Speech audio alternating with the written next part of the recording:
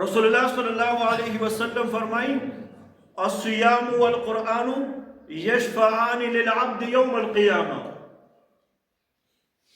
دا روجا، دا قرآن کریم، دا چې کوم موږ تلاوت کو یا په تراویح کې اورو، په ورځ د قیامت باندې نبی علیه الصلاۃ والسلام فرمایي چې د خپل بنده لپاره به څه کوي؟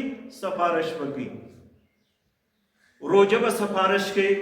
روجه به راشي الله دا خو ستا هغه بنده دی چې زما دپاره چې کوم دی څه برداشت کړي وو، سهار نه تر ماښامه پورې لوږې تندې برداشت کړې وې، عبادات یې ادا کړي، ستا رضا یې حاصله کړې وه.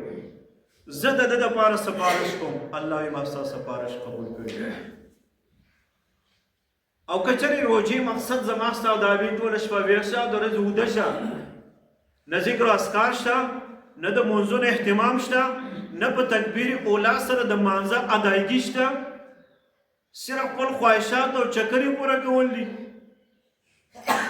نو تاسو وایئ چې دا روژه به زموږ دپاره سفارش، دا به زما ستا دپاره څنګه سفارشي جوړېږي؟ او دویم قرآن کریم چې خپل تعلق د قرآن سره جوړ کړو، چې قرآن کریم به په ورځ د قیامت باندې سفارش کړي، خدایه ستا دې بنده زما دپاره، زما د تلاوت او د اورېدلو او د ویلو دپاره د شپه سبا کړې وه، شپه یې روڼ کړې وه، ولاړ یې برداشت کړې وه، ستړې برداشت کړې وه، خدایه د ده دپاره زه سفارش کوم، دا قبول کړي. نو فیشفعان للعبد، د دې خپل بنده دپاره به سفارش کړي. رسول الله صلی الله علیه وسلم فرمایي چې د دواړو سفارش قبول کړی شوی دی، الله به یې قبلوي.